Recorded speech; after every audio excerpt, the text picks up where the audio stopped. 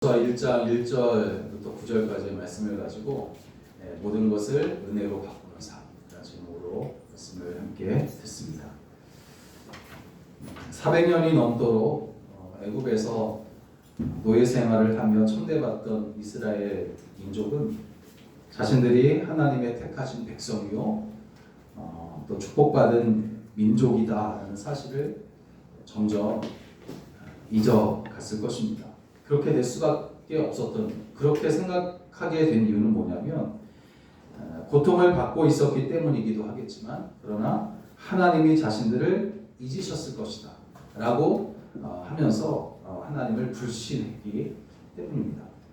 그렇지만 한시도 그들을 잊지 않으신 하나님은 모세를 앞세우셔서 애굽에서 탈출시켜 주셨고, 또 홍해를 건너 시내산에서 하나님의 백성이라는 이름을 회복시켜 주시고 약속하신 가나안 땅까지 그들에게 보여 주셨습니다. 그렇지만 그곳에서 그들은 또다시 하나님을 불신하게 되죠. 그리고 그 결과 살기 힘든 광야를 떠돌면서 생활하기 시작을 합니다. 광야는 먹을 것도 마실 것도 부족한 것이 바로 광야이고, 또 그 광야는 위험한 곳인데, 이 아멜렉과 같은 잔인한 사냥꾼들은 이스라엘 민족을 끊임없이 괴롭히고 또 약탈하는 그런 사람들이었습니다. 그런데 가장 힘든 것은 뭐였냐면, 이 광야 생활이 언제 끝날 것인지 모르는 것이었다는 거죠. 그럼에도 불구하고 그들이 그 광야를 견디고 싸워가면서 결국에는 하나님께서 약속하신 그 땅에 들어갈 수 있었던 이유가 있습니다. 우리에게 새로운 해는, 새해는 기대도 되지만 사실 요즘 같아서는 기대보다는 안전할 수 있을까? 안전할 수 있을 것인가? 또 어떤 힘겨운 일들이 우리 가운데 있을까?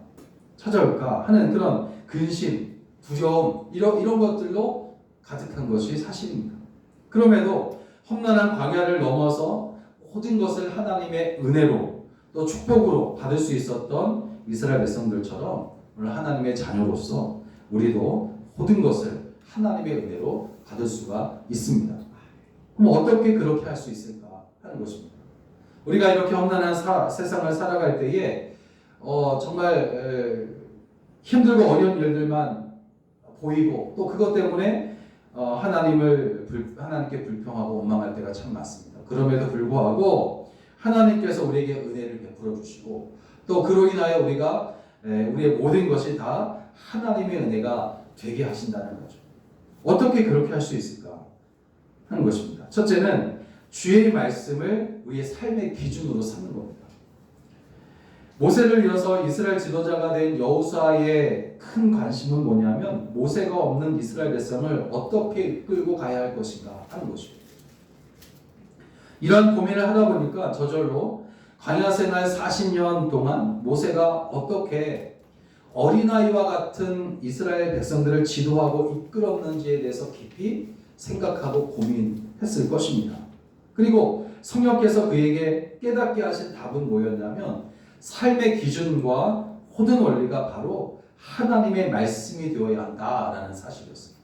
이것을 그가 깨닫게 됩니다. 성령께서 그로 인하여 깨닫게 해주신 거죠. 본문 7절 8절을 보면 이 사실을 알려주는데, 오직 강하고 극히 담대하여 나의 종 모세가 내게 명령한 이 율법을 다 지켜 행하고 우로나 좌로나 치우치지 말라. 그리하면 어디로 가든지 형통하리니 이 율법책을 내 입에서 떠나지 말게 하며 주야로 그것을 묵상하여 그 안에 기록된 대로 다 지켜 행하라. 그리하면 내 길이 평탄하게 될 것이며 내가 형통하리라. 여러분, 약속의 땅을 앞에 두고 이스라엘에게 닥친 위기와 문제는 그동안 자신들을 이끌었던 모세가 죽은 것이었습니다. 모세의 죽음은 단순히 한 지도자의 죽음이 아니었습니다. 모세는 그들이 걸어가야 할 길의 길잡이였다는 거죠. 모세가 없었다면 광야 생활은 고사하고 하나님의 약속하신 땅에 들어가 살게 되는 꿈도 감히 꾸지 못했을 것입니다. 또 모든 문제를 해결해야 했던 모세는 가장 완벽한 해결사이기도 했어요. 모세는 그들의 의지할 대상이었습니다. 그리고 모세는 하나님과 자신들을 연결시켜줄 유일한 연결자이기도 했단 말이에요. 그런데 그런 모세가 죽어버립니다. 모세의 죽음은 모세를 이어서 이제 그들을 이끌어야 하는 여호수아에게 아주 큰 부담과 두려움이 되었을 것이 분명합니다. 여호수아가 자신을 바라보니까 지도자로서 너무나 부족한 거예요. 무능합니다. 모세처럼 길을 인도하는 길잡이도 아니고 문제를 해결하는 해결사인 것 같지도 않고 하나님과 백성들을 연결하는 연결자로서도 어떤 영적인 어떤 부족함이 모세보다는 약하단 말이에요. 그런 자신을 보니까 너무나 무능해 보이는 거예요. 더군다나 이스라엘 백성들은 어떤 사람들이냐면 조금도 기다리지 못하고 울며 떼를 쓰는 천방지축 같은 그런 어린아이와 같았습니다. 자신들의 이익을 위해서는 쉽게 분열하고 쉽게 나누고 쉽게 싸우고 위기를 극복하고 어려움을 이겨내려는 사람들이 아니라 오히려 불평과 불순종을 일삼는 그런 사람들이 바로 이스라엘 백성들이란 말이에요. 더 심각한 것은 뭐냐면 하나님이 약속하신 땅에는 이미 이스라엘보다 훨씬 앞선 문명을 이루고 사는 가나안 족속들이 있었습니다. 그들과 싸워서 이긴다는 것은 정말 힘든 일입니다. 그런데 여호수아의 이런 근심과 이런 두려움은 오늘 새해를 시작하는 사람들이 가지고 있는 근심과 두려움이기도 합니다. 앞으로 살아갈 일을 생각하니까 어떻게 살아야 할지 또 어떤 일들이 우리 가운데 펼쳐질지 근심이고 두려움이란 말이에요. 그렇지만 하나님이 여러 가지 이런 복잡한 생각들이나 이런 부정적인 생각들을 하고 있는 여호수아와 이스라엘에게 들려주시는 말씀은 너무나 심플한 거예요. 너무나 심플해요. 뭐라고 말씀하시냐면 하나님의 말씀을 따라 살아가라 하는 말이에요. 이렇게 힘드니 이렇게 하라, 저렇게 하라 아주 구체적으로 말씀하지 않으시고 심플해요. 여러 가지 많은 근심과 두려움과 걱정 이런 것들이 막 쌓여있는 이스라엘 백성들과 여호수아에게 하나님께서 하시는 말씀은 뭐냐면 말씀을 따라 살아가라. 너무 심플한 거예요. 그리고 나는 너희의 하나님이다. 여러분 모세의 믿음이 바로 이것이었습니다. 여호수아가 볼 때에 모세의 믿음이 바로 이것이었어요. 모세는 불순종하며 불평하는 백성들을 보면서 고민하기보다는 걱정하기보다는 두려워하기보다는 다 떨쳐버리고 하나님의 말씀을 따라 그렇게 살아가는 거예요. 사람을 보고 세상을 보지 않고 하나님을 바라보았고 하나님의 말씀에 집중합니다. 사람들에게 휘둘리지 아니하고 하나님의 말씀에 순종합니다. 그것이 모세의 삶의 원리였다라는 것을 여호수아가 깨닫게 되는 거예요. 우러나 좌로나 치우치지 아니하고 하나님의 말씀을 따라 살아가기만 하면 이 백성을 버리거나 고통 속에 버려두지 않겠다고 하는 하나님의 그 약속의 말씀을 그가 믿었다는 거죠. 그것을 깨달은 겁니다. 오늘 우리가 어떤 상황에서도 따라야 할 삶의 원리가 바로 하나님의 말씀을 듣고 그것을 지켜 행하는 것입니다. 그럴 때에 하나님은 자기 백성을 지켜 보호하시고 형통하리라 라고 말씀을 하시고 약속을 하십니다. 8절을 다시 보면 이 율법책을 내 입에서 떠나지 말게 하며 주야로 그것을 묵상하여 그 안에 기록된 대로 다 지켜 행하라. 그리하면 내 길이 평탄하게 될 것이며 내가 형통하리라. 여러분 오늘날 많은 교회들이 자신의 어떤 자존심과 명예와 이익을 위해서 복음을 뒷전에 두면서부터 세상으로부터 비판과 냉대를 받고 있는 것을 보게 됩니다. 너무나 안타까운 일이죠. 이런 때에 우리는 잃어버린 삶의 원리를 다시 찾아야 합니다. 걱정과 불평을 멈추고 모든 것이 은혜라고 고백해야 하는 것입니다. 그렇게 되기 위해서는 걱정과 불평을 만드는 그런 모든 욕심들을 다 내려놓고 말씀이 삶을 이끄는 원리를 우리가 회복해야 합니다. 우리에게는 새해에 대한 두려움도 있어요. 또 부담되는 그런 마음들이 분명 있습니다. 하나님의 말씀이 삶의 기준이 되고 원리가 됨을 믿어야 합니다. 하나님이 우리의 길을 평탄하게 하시고 형통하게 하십니다. 또 모든 것을 은혜가 되게 하십니다. 이렇게 주의 말씀을 우리의 삶의 원리로 두고 그 말씀을 따라 살아가서 정말 모든 것이 다 은혜가 되는 여러분의 삶이 되시기를 주의 이름으로 축원합니다. 두 번째로 모든 것을 은혜로 바꾸기 위해서는 어떻게 해야 되냐면 주의 말씀을 믿는 겁니다. 믿어야 되는 것이죠. 주의 말씀이 우리의 삶의 기준이 된다. 우리의 삶의 원리가 된다라는 것을 깨닫고 아는 것으로는 사실 만족해서는 안 됩니다. 그 말씀을 믿어야 됩니다. 믿어야 되는 거예요. 모세가 없는 이스라엘 백성은 더 이상 나아갈 수 있는 힘도 또 자신감도 없었습니다. 절망과 두려움뿐이었어요. 광야 생활 40년을 견딜 수 있었던 것은 하나님이 약속하신 땅에 들어가게 될 것이라는 소망이었는데 모세가 죽었으니 이거 포기해야 되는 거 아니냐 하는 그런 생각을 하게 됐을 것입니다. 두려움이 그들을 지배하고 있었습니다. 우리에게도 이러한 두려움이 있어요. 재산이 없어질까봐 두려워하고 사랑하는 사람을 잃을까봐 두려워하고 또 어떤 사람들은 자신의 본색이 드러날까봐 두려워하고 또 잘못된 결정을 내릴까봐 또 말실수를 할까봐 또 두려워합니다. 그야말로 사람들에게 있어 가장 가까이에 있는 감정, 그것은 바로 두려움이라는 감정인 것 같습니다. 이스라엘 백성은 두려움 때문에 모든 것을 포기하고 중단하려고 했어요. 여호수아도 마찬가지입니다. 두려움이 가져오는 가장 큰 문제는 뭐냐면 영적인 문제를 일으킨다라는 것인데 바로 하나님의 약속과 그 하나님의 인도하심을 믿지 못하게 하고 의심하게 하는 이런 영적 문제를 끌고 온다는 거예요. 일으킨다는 겁니다. 두려움이라는 것이.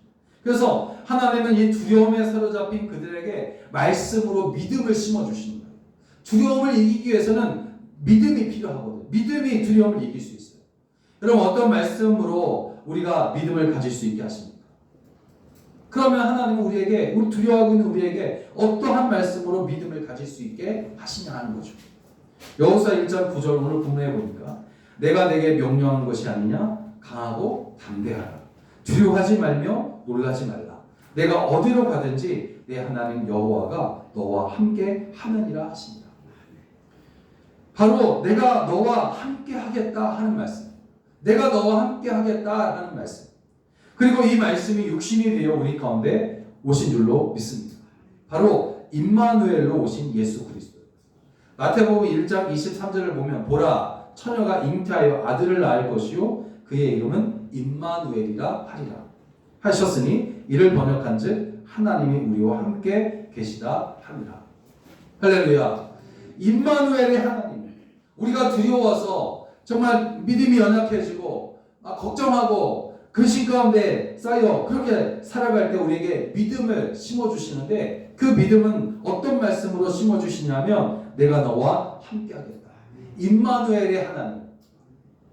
그 이름으로 우리를 도우시고 또 우리에게 믿음을 심어주시고 여러분 두려움이 엄습할 때에 그것을 이길 힘은 우리에게 없습니다. 그때 두렵게 하는 것은 함께 하시고 붙드신다는 것을 의심하기 때문임을 아시는 주님이 우리에게 믿음을 가질 수 있도록 해주십니다. 어떤 믿음입니까? 강하고 담대하라. 두려워하지 말며 놀라지 말라. 내가 어디로 가든지 내 하나님 여호와가 너와 함께 합니다. 여러분 이 믿음, 내가 너와 함께 하겠다는 주의 말씀을 믿음으로 모든 것이 여러분 은혜임을 고백하는 그런 여러분의 삶이 되시기를 주의 이름으로 축원합니다.